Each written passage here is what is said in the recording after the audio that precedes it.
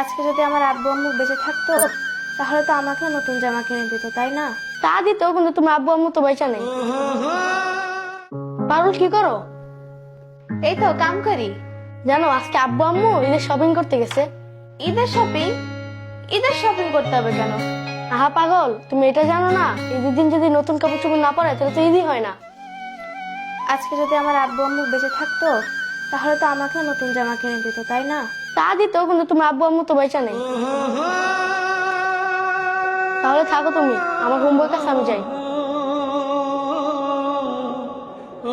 আজকে যদি আমার আব্বু আম্মু বেঁচে থাকতো তাহলে তো আমাকে নতুন জামা কিনে দিত।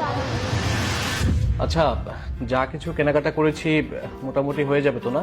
কি একটা অবস্থা মার্কেটের, মার্কেটে ঢুকাই যায় না, আর জিনিসপত্রের মধ্যে তো হাতই দেওয়া যায় না, এত দাম। আচ্ছা দেখো তো আর কোনো কিছু বাকি আছে কিনা। না না, আর কিছু লাগবে না। বাবা আমার ব্যাগটা কই?